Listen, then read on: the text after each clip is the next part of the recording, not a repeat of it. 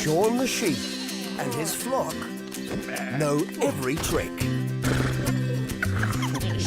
to having a good time.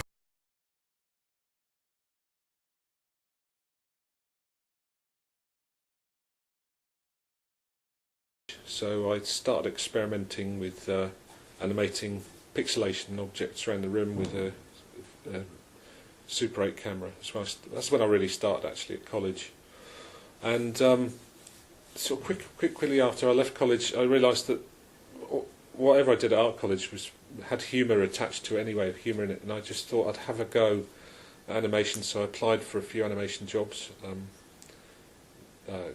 BBC jobs, and then I just I moved temporarily to Bristol, and somebody told me that Aardman make Pete and Claude and Dave Sproxton make Morph, like you should go and see them. So I offered my services, which they went, yeah, no thanks. And then I started to make my own film in Bristol with the help of a photographer, and Pete and Dave came to see it, and they realised that I could make sets and animate, so they gave me bits of work. And to me, it was always going to be vocational. I just thought I'd do this for a while, and I'll find a proper job.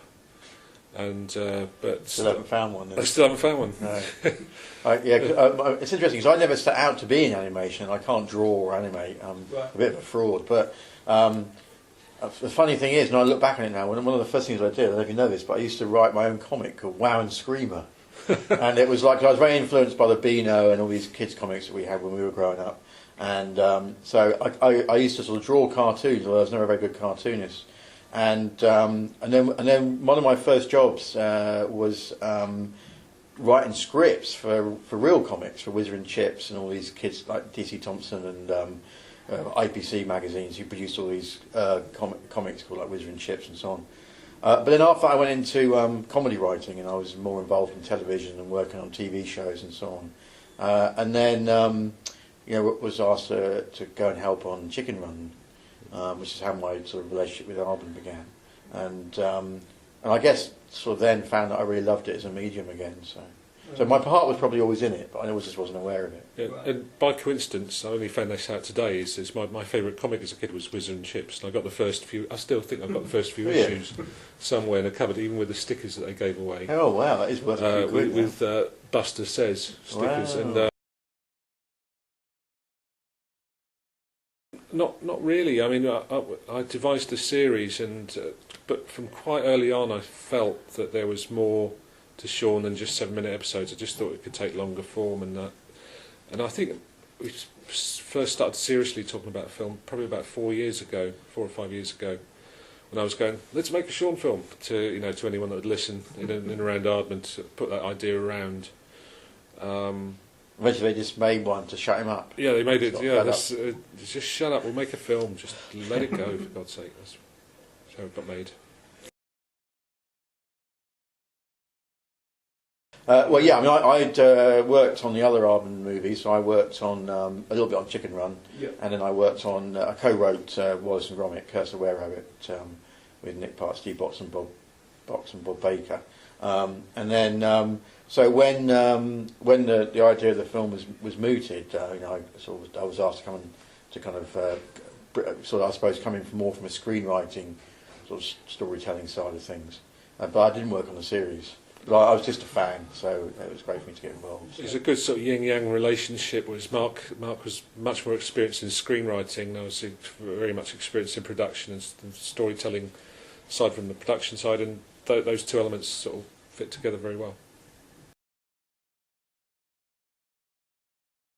That's very well put. I think we absolutely, it's a staple of silent comedy, the bang on the head and everything. But I think we wanted to deal with it a little bit more sensitively. But having said that, as a story idea, the idea of somebody you know and love not recognising you anymore is a very powerful idea, and it really gives a lot of sort of helps the narrative, because suddenly you've got a character that's not going to come back home, and then that character needs to be found, and that gives you the central quest of the story, which is Shaun has now got to go and get that guy back, and it's his fault that he's that way. So once we'd found that, it was it was natural to develop it, and we did. We had it for a while, and then we weren't sure about it, and we played around with it. But in the end, it kind of started to really work. In retrospect, we can see it's very much on theme, because it's there's a big theme in the film is like you've got to learn to appreciate the people you love and your family, and you come to a point where you don't really recognise that anymore. And the farmer took that to the extreme where he didn't recognise them at all that's because of the right. bang on the head. Yeah. So he's kind of like, there's a moment where Shaun writes "missing" on a photograph, as a farmer, and it's kind of like it's an emotional idea as well as being a literal idea of like he's not at the farm anymore physically, but it's also like this guy's gone AWOL somehow in his head. You need to get him back.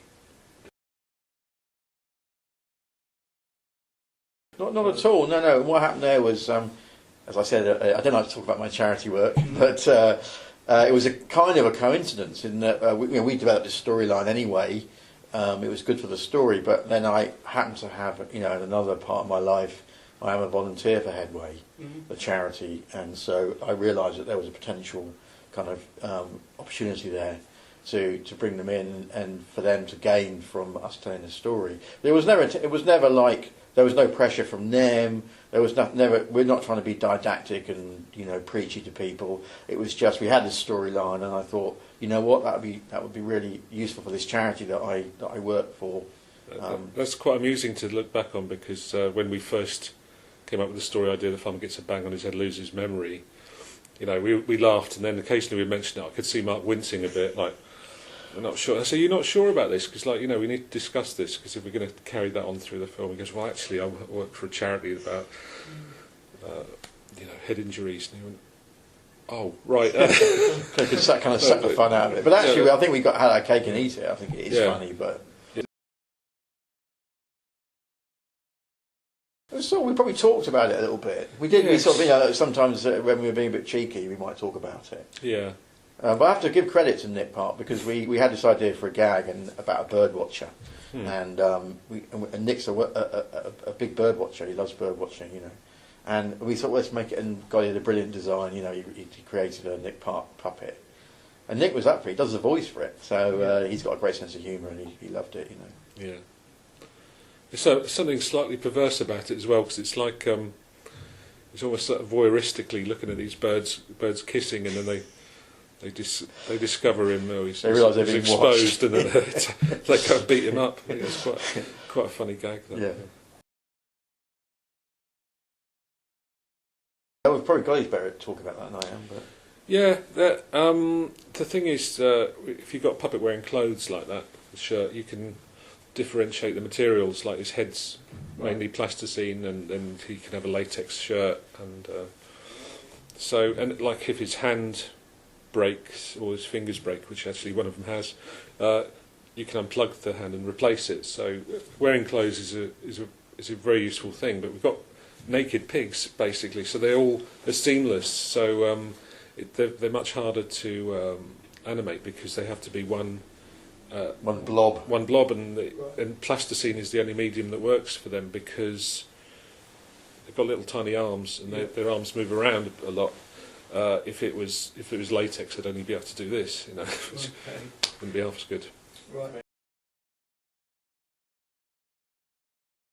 I think it's often people talk about it's a bit like Mark Twain, that his death has been greatly exaggerated. They talk about stop frame being a dying art and everything, but it's not at all. It's really flourishing. There's Aardman committed to it, and Leica, you probably know, is a studio in America, in Portland, which is also committed to it. Tim Burton is committed to it and does things. And I think there's always going to be a room for what is a very different kind of medium. And as long as the stories are well told, people will want to see stop frame.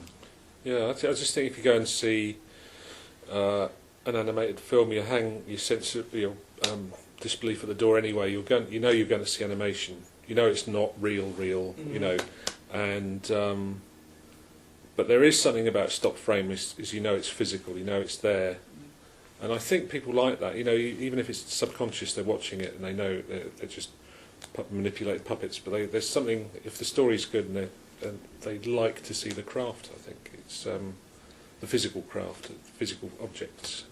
I think there's room for both. Yeah, there is. Yeah, one of my early memories is watching Trapdoor on TV. Oh, great! That was Steve Box was involved in that, wasn't it? I think. Yeah, and one of our animators, Terry Brain, was TB from CMTV, who made Trapdoor. And Terry, now in his early 60s, still animates on the film. Yeah, lovely chap. Yeah, it's great how we all have our memories, don't we, of those influential shows we watched. Yeah, Trapdoor, like you got Bag. I know it's different stop frame. Yeah, that was Bag Person. Yeah. You got Morph. Yeah. Did you watch Pingu, by the way? I don't know if you. Yeah, I love Pingu. We all love Pingu. It's fantastic. Pingu. Yeah, it's funny. I don't know if you got. 1-year-old man, I'm supposed to not love. Don't worry about that at all. We're all 50-year-old men, and we still like it. Yeah. We had when my children were small. We'd have to watch all these kids shows over and over again, and I'd watch Thomas Tank Engine and get bored, and so on. But I never got bored of Pingu. I could watch it over and over again. Yeah. So and I think that's partly the power of stop frame. Yeah, likewise. I